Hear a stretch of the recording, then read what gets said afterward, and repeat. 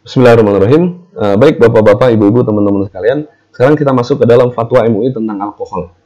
Ini adalah materi yang cukup penting karena ternyata karena memang urusan alkohol ini sangat serius. MUI sangat serius membahas mengenai alkohol ini. Sehingga setidaknya tentang alkohol ini ada 5 fatwa. Yaitu fatwa nomor 4 tahun 2003, fatwa nomor 11 tahun 2009, fatwa 10 tahun 2018, fatwa 11 tahun 2018, dan fatwa 40 tahun 2018. Yang perlu kita perhatikan, jadi inti dari pembahasan nanti itu ada pada 2 poin ini. Yang pertama, sumber asal alkohol itu dari mana? Apakah dia berasal dari industri khamr? Kalau berasal dari industri khamr, maka dia haram. Tapi kalau bukan dari industri khamr, maka dia halal.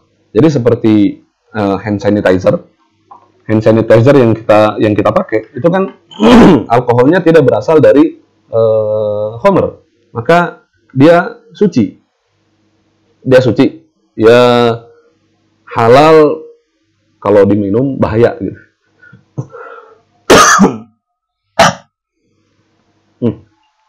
Karena dia tidak berasal dari industri khamr, maka dia suci. Apakah halal atau tidak, kalau ini diminum nanti membahayakan. Karena memang saya pribadi memandang harusnya sertifikasi halal itu ada dua kategori. Yang pertama adalah halal, yang kedua adalah suci. Ini suci, tapi ini tidak halal kalau untuk diminum gitu. Karena akan membahayakan. Jadi pendapat saya pribadi sih, kalau misalkan barang itu adalah barang konsumsi, maka itu boleh kita menggunakan istilahnya halal. Tapi untuk barang yang tidak dikonsumsi, kecenderungan saya lebih kepada itu sertifikatnya suci saja, bukan halal. Kenapa? Karena pemahaman orang-orang ketika membahas halal itu yang dimakan, yang diminum. Sedangkan barang yang tidak dikonsumsi, mereka tidak memikirkan apakah itu halal atau haram. Maka terjadi polemik kan ketika ada kerudung bersertifikat halal. Itu jadi ribut masyarakat. Ya karena mereka pahamnya halal itu adalah yang dikonsumsi. Kulkas, kok ada kulkas ada sertifikat halalnya sih gitu. Kalau kita pelajari kan, kita akan mempelajari di sini di dalam pelatihan ini bahwasanya kalau dia terkena najis nanti dia akan jadi najis. Nah, jadi batasan antara sertifikat halal mau dikasih atau enggak itu apakah ada unsur najisnya atau enggak untuk barang-barang tersebut. Kalau tidak ada unsur najisnya, maka dia akan dapat sertifikat halal. Seperti ini. Atau ada gelas melamin atau piring melamin yang berasal dari yang ada sertifikat halalnya. Itu maksudnya apa? Maksudnya dalam prosesnya dia berasal dari bahan yang halal, bukan bahan yang najis. Berasal dari barang yang suci. Terus kemudian karena dia berasal dari bahan yang suci, sehingga dia mendapatkan sertifikat halal. Kenapa harus? Karena kalau misalkan gelas atau piring yang berasal dari tulang babi, ada itu kan nanti dia menjadi barang najis. Kalau misalkan kita kasih air di situ, berarti airnya mutanajis. Ketika kita minum, maka kita minum mutanajis berarti. Nah, itu pentingnya kenapa ini juga harus disertifikasi halal. Cuma tadi ketika di sini tulisannya halal, orang akan salah paham, kok gelas sertifikat halal sih gitu. Maka kecenderungan saya pribadi suci saja, karena memang urusan sertifikasi halal untuk bahan-bahan non pangan yang tidak dikonsumsi itu apakah ada najisnya atau enggak. Kalau ada najisnya maka tidak akan dapat sertifikat halal. Ya berarti kan kalau urusannya ada najis atau enggak kan berarti harusnya suci saja. Tapi karena kita di sini adalah melaksanakan undang-undang dan undang-undang sudah menyatakan kategorinya cuma satu, halal, bukan halal atau suci, maka ketika kita mendapati gelas atau kulkas atau kaos kaki yang ada sertifikat halalnya, maksudnya adalah dia terbebas dari unsur najis. Itu maksudnya. Itu yang perlu kita jelaskan ke masyarakat. Kenapa sih itu harus disertifikasi halal? Ya tujuannya untuk itu. Karena kalau dia ternyata ada unsur najis, nanti dia najis. Begitu. Nanti saya sangat senang sekali kalau misalkan nanti suatu saat ada perubahan terhadap undang-undang ini, yang tadinya sertifikatnya cuma satu, halal, nanti menjadi ada untuk bahan yang dikonsumsi itu halal, sedangkan yang tidak dikonsumsi itu suci. Seperti di Malaysia seperti ini. Itu saya lebih senang. Kenapa? Karena masyarakat juga akhirnya bisa membedakan. Jadi sertifikasi halal tidak menjadi cemoohan masyarakat. Itu loh. Itu tadi sumber asal alkohol apakah dari industri khamr? Kalau dari industri khamr maka najis dan haram. Tapi kalau misalkan bukan dari industri khamr maka dia suci dan halal kalau misalkan tidak membahayakan. Kalau membahayakan maka jadi haram tetap. Pembahasannya nanti ada di poin-poin berikutnya. Terus kemudian batasannya adalah untuk minuman itu harus di bawah 0,5. Kalau di atas 0,5 maka tidak boleh. Tapi kalau untuk makanan dan obat tidak ada batasan 0,5. Dalam makanan itu boleh lebih dari 1% juga boleh. Begitu juga dengan obat. Bahkan dalam obat cair pun boleh. Maka beda antara minuman dengan obat-obatan nanti. Kalau untuk minuman, kadar alkohol harus di bawah 0,5. Bagi yang lain itu di atas juga nggak apa-apa. Terus kemudian yang kedua adalah tidak membahayakan. Yang ketiga tidak disalahgunakan. Khususnya dalam kasus khamr. Nah, tadi sudah saya nyatakan bahwasanya fatwa MUI itu ternyata mengalami perubahan. Perubahan di sini munculnya kenapa? Karena evaluasi, terus kemudian karena dilihat kembali, direview kembali apakah fatwanya sesuai atau tidak, apakah bagaimana dengan pembahasan ulang, ada kategori baru atau ada tambahan ilmu baru atau enggak, tentang pengetahuan baru enggak tentang alkohol ini, ternyata ada, maka direvisilah fatwa tersebut. Jadi nanti ada beberapa poin yang ternyata memang direvisi dari poin-poin fatwa-fatwa yang awal-awal itu ternyata kemudian nanti direvisi dalam fatwa-fatwa berikutnya. Nah, yang pertama adalah fatwa MUI nomor 4 tahun 2003 tentang standarisasi fatwa halal. Ini sebenarnya fatwa ini ada banyak hal yang dibahas, tapi di antara hal yang dibahas itu adalah tentang alkohol dan khamr. Nah, fatwa ini khususnya tentang alkohol dan khamr nanti akan mengalami perubahan. Jadi fatwa nomor 4 tahun 2003 akan mengalami revisi dalam fatwa berikutnya, tapi dalam hal khamr doang. Tapi kalau dalam hal-hal yang lain tentang fatwa MUI nomor 4 tahun 2003 itu masih tetap berlaku, seperti nggak boleh ada nama merek yang seperti sambal setan atau apa gitu, maka itu nggak akan dikasih sertifikat. Itu fatwa nomor 4 tahun 2003. Bapak-bapak, ibu-ibu, teman-teman juga bisa mengakses ke sana. Jadi fatwa MUI nomor 4 tahun 2003 menyatakan khamr adalah setiap yang memabukkan, tidak hanya minuman namun juga makanan dan yang lainnya. Nah, ini berdasarkan atas hadis Rasulullah SAW, kullu muskirin khamrun wa kullu khamrin haram. Setiap yang memabukkan adalah khamr dan setiap khamr adalah haram. Nanti pada fatwa berikutnya ini akan mengalami perubahan. Untuk poin yang ini, khamr adalah setiap yang memabukkan. Terus kemudian batas minimal kadar alkohol adalah 1%. Ini fatwa nomor 4 tahun 2003. Masih 1%. Di bawah itu tetap haram atas dasar saddu dzari'ah, tapi tidak najis. Terus kemudian pada fatwa ini sudah mulai dibedakan antara etanol yang berasal dari industri khamr dan bukan. Etanol yang bukan dari industri khamr hukumnya suci dan halal digunakan dalam industri pangan jika produk akhirnya tidak terdeteksi, tapi menjadi haram jika masih terdeteksi. Jadi ada dua hal di sini, yaitu yang pertama sumbernya dari mana, industri khamr atau bukan, yang kedua masih terdeteksi atau enggak. Kalau masih terdeteksi maka haram, kalau misalkan tidak terdeteksi maka menjadi halal. Nah, poin ini juga nanti akan diubah. Jadi tidak ada urusan lagi tentang terdeteksi atau enggak. Yang penting dia berasal dari mana. Terus kemudian nanti masuknya kadarnya 0,5, bukan lagi 1. Terus kemudian poin yang berikutnya yang ada dalam fatwa MUI nomor 4 tahun 2003 adalah cuka dari khamr itu hukumnya halal dan suci, baik terjadi dengan sendirinya maupun melalui rekayasa. Ini dalam fatwa ini MUI tidak mengambil madzhab Syafi'i, karena dalam madzhab Syafi'i dinyatakan perubahan khamr menjadi cuka itu hanya boleh jika terjadi secara alami. Namun dalam madzhab Hanafi dinyatakan boleh jika perubahan tersebut melalui rekayasa. Nah, itulah yang kemudian diambil dalam fatwa MUI. Sehingga cuka-cuka yang kita makan sekarang, ada di tukang bakso, terus ada cuka apel, cuka apa gitu, semuanya pasti akan mengalami proses yang sama. yaitu fermentasi.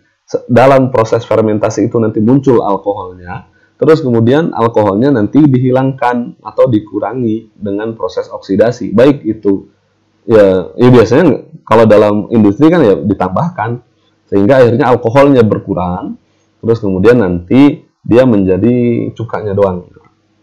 Nah, ini yang menjadi masalah nanti adalah seperti makanan-makanan Asia gitu, makanan Asia Timur yang biasa menggunakan arak. Kalau misalkan arak tersebut berasal dari Homer, maka ya memang dia adalah industri Homer, salah satu produknya adalah ini, maka dia haram. Tapi kalau misalkan dia adalah produknya memang cuka, dia cuma produksi cuka doang. Dan di dalam pabrik itu sama sekali tidak membuat Homer, meskipun prosesnya sama dengan Homer, maka cuka tersebut bisa halal. Ini perlu untuk kita perhatikan.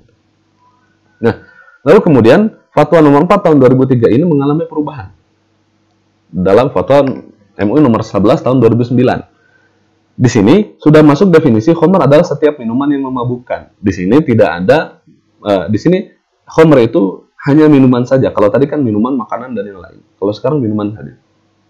Terus kemudian di sini di sini mulai masuk definisi alkohol adalah senyawa dengan rumus ROH atau AROH.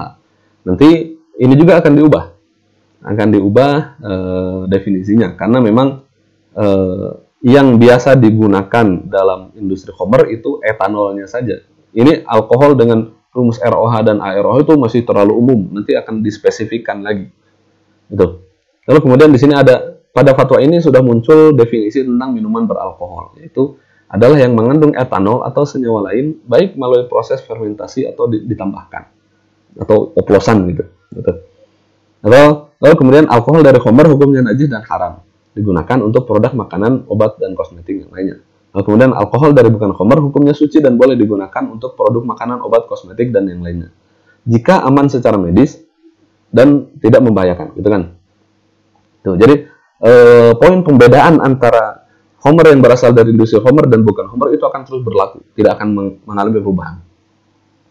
Nah, ini Fatwa MUI nomor 11 tahun 2009, lalu kemudian 9 tahun berikutnya, tahun 2018, itu dibahas lagi, terus kemudian muncullah fatwa baru. Nah, ketentuan umum yang ada dalam Fatwa nomor 10 tahun 2018 itu masih mengikuti Fatwa nomor 11 tahun 2009 yang tadi. Tapi ada penggantian definisi alkohol di situ diubah menjadi senyawa kimia dengan rumus C2H5OH. Mungkin bapak-bapak, ibu-ibu, teman-teman yang berasal dari kimia tahu ini kenapa rumusnya bisa diubah dengan ini. Karena itu bukan bidang saya nggak tahu kenapa bedanya antara ROH, AROH dengan ini.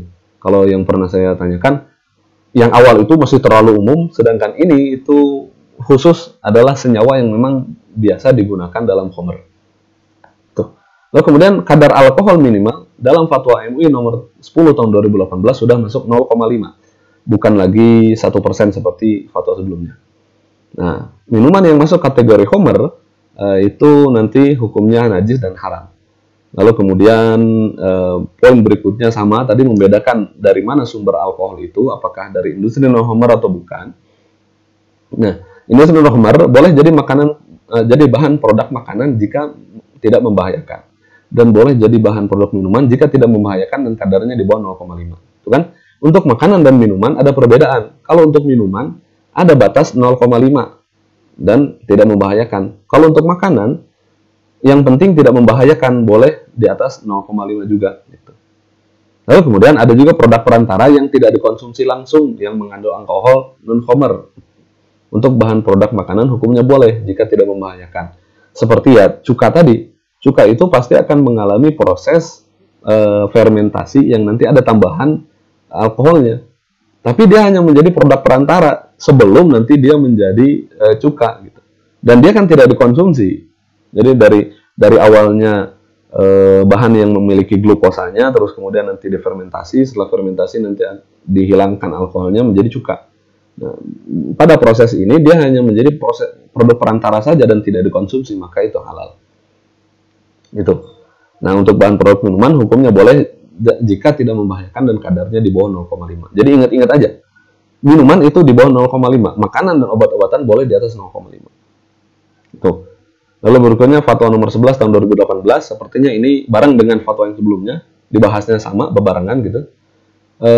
Di sini ada beberapa ketentuan umum terkait khamr dan alkohol mengikuti fatwa nomor 11. Tapi ada tambahan definisi kosmetika, yaitu bahan atau campuran bahan yang digunakan untuk membersihkan, menjaga, meningkatkan penampilan, mengubah penampilan, digunakan dengan cara mengoles, menempel, memercik, dan menyemprot. Produk kosmetika yang mengandung khamr adalah najis dan haram digunakan. Mengandung khamr maksudnya alkohol yang berasal dari industri khamr. Tapi kalau alkoholnya berasal dari industri non-khamr pada produk kosmetika, maka tidak dibatasi kadarnya. Dan juga hukumnya halal selama tidak membahayakan. Halal maksud di sini adalah karena dia adalah produk kosmetik, maksudnya halal adalah suci. Ingat yang tadi saya katakan. Jadi seperti ini, ya seperti ini tidak dibatasi kadarnya, meskipun 70% ya dia suci. Halal maksudnya halal bukan halal dikonsumsi, tapi suci. Gitu. Lalu kemudian yang terakhir adalah fatwa MUI nomor 40 tahun 2018, yaitu tentang penggunaan alkohol etanol untuk bahan obat. Nah, di sini ada perubahan definisi, ada penambahan definisi, yaitu definisi obat dan makanan. Karena dalam fatwa ini MUI memisahkan antara obat dengan makanan dalam definisi. Definisi obat itu mengikuti Undang-Undang Nomor 36 Tahun 2009 tentang kesehatan. Itu bisa merujuk ke sana atau bisa nanti baca dalam fatwanya definisi obat itu apa. Sedangkan makanan di sini ditambahin definisi adalah barang yang digunakan sebagai makanan atau minuman yang tidak termasuk obat. Kenapa di sini dibedakan? Karena nanti hukumnya, fatwanya juga berbeda. Obat-obatan cair yang berasal dari khamr hukumnya haram. Ya, kalau itu jelas. Sake terus kemudian dijadiin obat itu nggak bisa.